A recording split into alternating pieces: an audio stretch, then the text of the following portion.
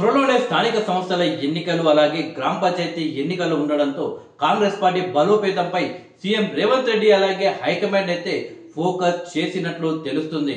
దాదాపుగా 16 నెలల పాటు ఎప్పుడెప్పుడు అని ఎదురు చూస్తున్న మంత్రివర్గ విస్తరణ కూడా త్వరలోనే జరిగే అవకాశం కనిపిస్తుంది. ఈ నెల 23న తెలంగాణ ముఖ్యమంత్రి రేవంత్ రెడ్డి ఢిల్లీకి వెళ్లనున్నారు.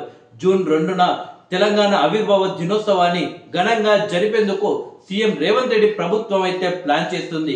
అంతకంటే ముందే మంత్రివర్గ విస్తరణ జరపాలి అని చెప్పేసి సీఎం రేవంత్ రెడ్డి ఫోకస్ చేశారు. సామాజిక వర్గాల నేపథ్యంలో మంత్రివర్గ విస్తరణ ఉండే అవకాశం అయితే కనిపిస్తుంది. బీసీలకు పెద్దపీట వేసే అవకాశం ఉన్నట్లు కనిపిస్తుంది. ఏది ఏమైనా సరే కానీ మంత్రివర్గ విస్తరణలో చోటు దక్కించుకోవడానికి అయితే దాదాపు 30 మంది కాంగ్రెస్ పార్టీ ఎమ్మెల్యేలు అయితే ప్రయత్నాలైతే చేస్తున్నారు. మరి అందులో ఎవరికి అవకాశం దక్కుతుందో చూడాలి. కేవలం మంత్రివర్గ విస్తరణే కాకుండా కాంగ్రెస్ పార్టీ జిల్లా అధ్యక్ష పదవులు, కాంగ్రెస్ పార్టీ జిల్లా కమిటీలు, దాంతో పాటు నియోజకవర్గ మండల గ్రామ కమిటీలు కూడా త్వరలో వేయబోతున్నారు.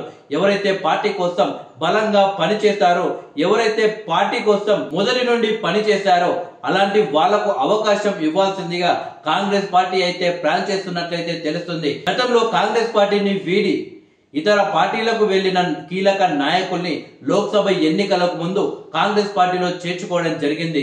కొందరు నాయకులకు కీలక పదవులు కూడా ఇవ్వడం జరిగింది. అయితే లోక్సభ ఎన్నికల తర్వాత పెద్దగా చేరికలను కాంగ్రెస్ పార్టీ మాత్రం ప్రోత్సహించడం లేదు.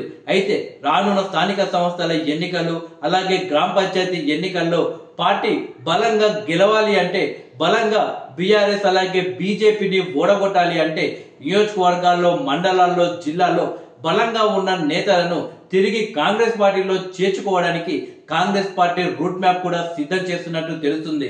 ఇప్పటికే చాలా మంది కీలక నాయకులకి కాంగ్రెస్ పార్టీలోకి రావాల్సిందిగా ఆహ్వానం కూడా పంపినట్లే తెలుస్తుంది.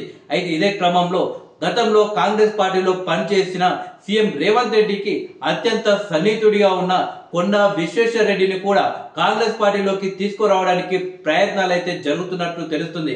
కానీ గతంలోనే కొండా విశ్వేశ్వర రెడ్డి నేను బీజేపీలోనే కొనసాగుతాను, కానీ నా సహకారం ఏం కావాలన్నా కానీ మీకు అందిస్తాను అని రేవంత్ రెడ్డికి మాట ఇవ్వడం జరిగింది.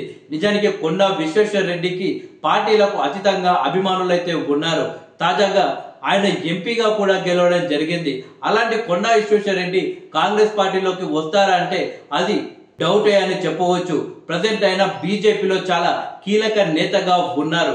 ఈటెల రాజేందర్ లాంటి నాయకుల్ని బీజేపీలో చేర్చుకోవడంలో ఆయన పాత్ర అత్యంత కీలకం.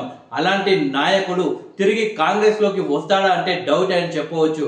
అయితే కొండా విశ్వేశ్వర రెడ్డి కాకుండా ఇతర చాలా మంది కీలక నాయకులు ఎవరైతే బీఆర్ఎస్ అలాగే బీజేపీలో చేరారో ఆ నాయకుల్ని తిరిగి కాంగ్రెస్ లోకి తీసుకురావడానికి అయితే ప్రయత్నాలు అయితే జరుగుతున్నాయి.